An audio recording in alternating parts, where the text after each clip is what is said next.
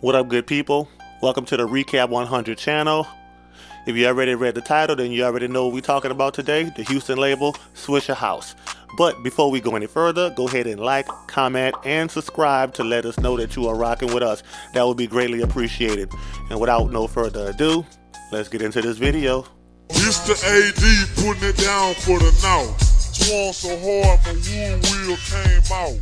Never been a scrub, watch me mean mug. Cutting screens on, watching mother love. SwishaHouse was originally founded in 1996 by DJ Michael 5000 Watts and OG Ron C. The company was set up as North Houston's response to the Southside's Screwed Up Clique, which was started only 3 years prior. The label would start off releasing chopped and screwed mixtapes of R&B of the 70s, 80s, and 90s, which would be a part of their mixtape series entitled Fuck Action. The label would eventually start releasing chopped and screwed freestyles, featuring a lineup of artists from North Houston neighborhoods like Rosewood, Homestead, and Acres Home, and immediately start gaining attention around Southeast Texas and even into Southwest Louisiana.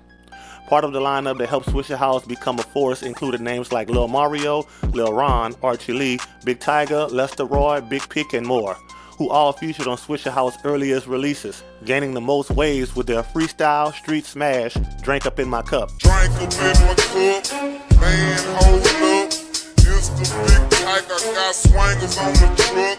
Baby expedition, spun my tuition. This will be the freestyle that will let people know that SwishaHouse has officially arrived. With this great roster helping to launch the SwishaHouse rocket, perhaps no artist on the roster had more popularity than 18-year-old Slim Thug. Slim Thug would step to the front line of the SwishaHouse camp with his arrogant but street style of rapping, releasing multiple solo mixtapes while also building his own brand. Even though Houston's North Side had a feud with the South Side, Slim Thug would occasionally collaborate with ESG, who is from the South Side and a member of the Screwed Up Clique. These collaborations, along with the death of legendary DJ Screw, was speculated as helping the feud die down between the North and the South Side, and began more collaborations between the members of SwishaHouse and the Screwed Up Clique. SwishaHouse would go into the 2000s with a variety of mixtape series under their belt, and would soon take notice to two local artists that would also stand out from the pack, the best friend duo of Chamillionaire and Paul Wall. Chamillionaire and Paul Wall would start as a street team, promoting southern labels like Cash Money and No Limit, before convincing Michael Watts to let them rap for his radio show on 97.9 The Box. Watts would add the freestyle to his mixtape series, and eventually the duo of Chamillionaire and Paul Wall would become regular staples in the SwishaHouse tapes, such as Chopping Them Up, Before the Kappa and After the Kappa, spitting the wittiest rhymes alongside longtime friend 50/50 Twin, who would also become a staple in the SwishaHouse camp. Not long after adding Chamillionaire and Paul Wall, SwishaHouse would continue to grow their roster with two more local talents. The first would go by the name of Magnificent, who would later change his name to Magno. Magno would join the team after meeting and giving his demo tape to T. Ferris. Impressed by his lyrical prowess, this would lead to Michael Watts adding him to the project called Texas Takeover, which would also feature Texas legends like Youngster, Slim Thug, and Zero. Magno would also be featured on the next SwishaHouse release, Final Chapter 2K2. And on the very next release, The Warning, SwishaHouse would introduce another local star by the name of Mike Jones. No, I blow that, cause I'm who? Mike Jones. Who? Mike Jones. Who? Mike Jones. Mike Jones was a self-promoting machine, giving away free t-shirts with his number on it, constantly chanting his name on records, and also pressing strip club DJs to spin his records for the dancers. Magno and Mike Jones would eventually start releasing mixtapes together, and by 2003 they would release an album together entitled First Round Draft Pick. This album featured the radio smash Day to Day Grindin' featuring Chamillionaire. Day to day grinding, got a player shining, if we are reclining on them bones. With the sales from First Round Draft Pick, followed by Mike Jones' solo, All Flows, Ballin' Underground, it was only a matter of time before promoters and major labels came calling.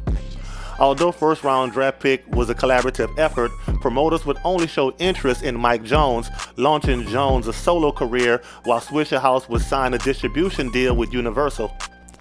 Around this time, the original SwishaHouse members had already started to branch off to do their own things, respectively. AD and Big Pick would start Big Ballin', Lil Yo with North Star Records, and Archie Lee and Big Tiger would Run Your Mouth. Slim Thug had also parted ways with SwishaHouse on good terms to start his own record label, Boss Hog Outlaws. Chamillionaire and Paul Wall, along with 50-50 Twin, will follow Slim Thug out to start their own group called the Color Changing Clique. But all of the artists previously mentioned would still occasionally make appearances on SwishaHouse releases. But it wouldn't be long before the trouble and controversy would enter the picture. In 2004, SwishaHouse would find themselves in a feud with one of their own former members. After Chamillionaire and Paul Wall released Get Your Mind Correct, Paul Wall would return to SwishaHouse while Chamillionaire would continue his solo career. In 2004, Chamillionaire will call out the Houston rap scene, expressing that the rappers should improve their lyrical content for Houston to receive the proper recognition. SwishaHouse, especially Michael Watts, would take offense to this and take to criticizing Chamillionaire, which somewhere in the midst of it, it would also cause a fallout between Chamillionaire and Mike Jones. In this same year, Chamillionaire will release a 3-CD project entitled Mixtape Messiah, and the entire Disc 1 would be diss tracks aimed at Mike Jones, with subliminals at the rest of the SwishaHouse. Even though Mike Jones sent a few diss tracks back at Chamillionaire, he didn't seem to give the feud as much energy as he was starting to gain mainstream attention with his hit single, Still Tippin', which featured Slim Thug and Paul Wall. He would follow this up with another hit entitled Back Then, and he would officially release his solo album, Who Is Mike Jones, which peaked at number 3 on US billboards, and would also go 2 times platinum. Mike Jones would also sign with Warner Brothers Records and also launch his own label, Ice Age Entertainment. By 2006, Mike Jones, along with Paul Wall, Chamillionaire, and Slim Thug, would all play major roles in the industry, paying close attention to the Houston rap scene. SwishaHouse would continue with their moves, with Paul Wall and signing Houston legend Lil Keke, who is also a member of the Screwed Up Clique. Paul Wall will go on to release his solo debut, The People's Champ, in 2005, featuring 3 charting hits, Sitting Sideways featuring Lil Pokey, They Don't Know, which featured Bun B, and Girl. Paul Wall's second album, Get Money Stay True, was released in 2007 and spawned 2 more hits, Break 'Em Off featuring Lil Keke and I'm Throwed featuring Jermaine Dupri. Both albums distributed through Atlantic Records, and Paul Wall will go on to be nominated for a Grammy for his collaboration with Nelly on the hit single, Grills. Lil Keke would also release his delayed album, Loved by Many, Hated by Few, in 2008. The album would have 2 charting hits, I'm a G featuring Birdman, and Money in the City featuring Slim Thug, Paul Wall, and Trey Verdure. In the midst of all this, Pimp C would help put an end to the feud between Houston artists, as they should come together for the greater good, even making it publicly clear with the hit single, Knocking Doors Down.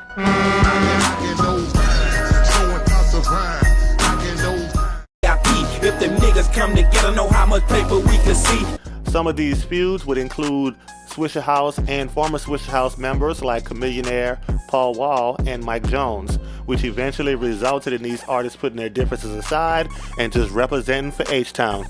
So how did y'all get from not liking each other to doing some shit together? You know what, I'll tell you when it was, because this is what made it happen. Man, rest in peace, Pimp C, man. When he did his verse on Knocking Doors Down, that just set in motion everything else.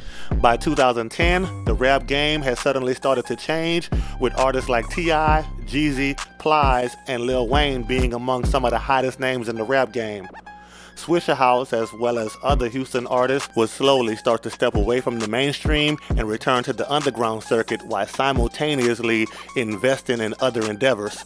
Even though a lot of the momentum had died down by 2011, SwishaHouse continued to push artists and continued to release compilation and mixtape series like The Day Hell Broke Loose and Let Your Nuts Hang. Former SwishaHouse artists, as well as rappers around the Houston area, continued to pay homage to the major staple in the Houston, Texas rap scene. That is, SwishaHouse.